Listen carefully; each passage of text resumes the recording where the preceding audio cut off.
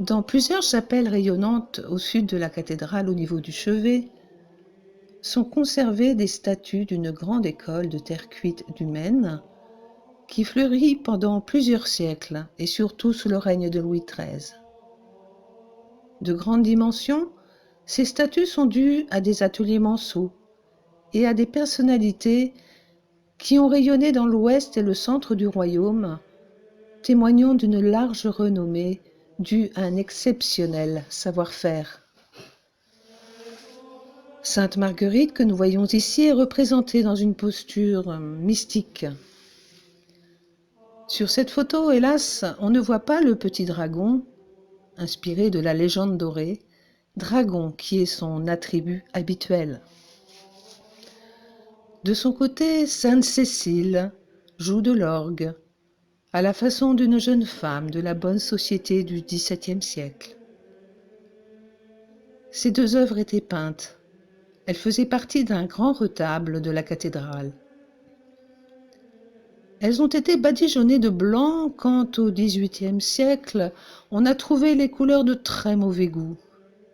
Nous nous employons aujourd'hui à retrouver les coloris d'origine. Une Vierge à l'enfant du même artiste était prévue pour un autre retable. La Vierge Marie est représentée comme une femme ordinaire. Si l'enfant Jésus n'était pas nu, nous pourrions simplement voir une femme de l'époque, portant son petit. Ce pourrait être une scène de genre, et non une scène religieuse. C'est avec cette grande mise au tombeau que nous allons passer un moment. Le thème de la mise au tombeau acquiert un grand succès à partir du Concile de Trente et va se diffuser sur le même schéma dans l'Europe entière jusqu'au XIXe siècle. Il y en a deux dans la cathédrale Saint-Julien. Celle-ci est située dans une large corniche, un en-feu, de la chapelle proche du bras sud du transept. Elle fait pendant à l'autel de la Résurrection tout proche, dans la même chapelle, invitant le fidèle à une méditation sur la mort de Jésus qui conduit à sa résurrection.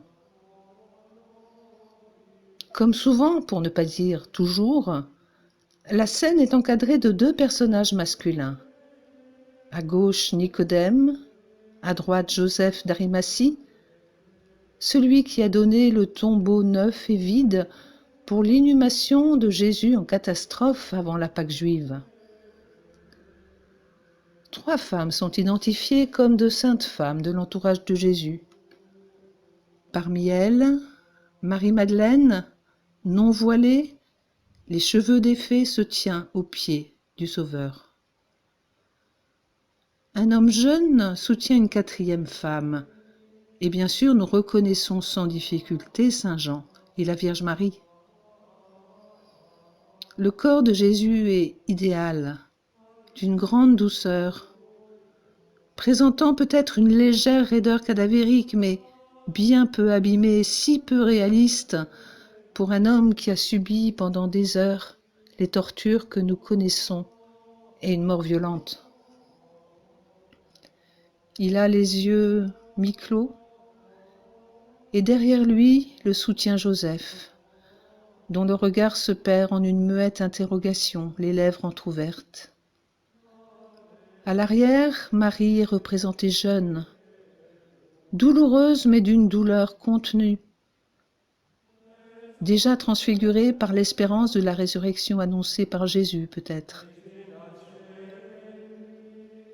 On remarquera au passage que cet ensemble de terre cuite était, comme les œuvres que nous venons de voir, peintes. Cette magnifique mise au tombeau peut être mise en parallèle avec celle de Marolles-les-Beaux et aussi celle en pierre de Solesmes.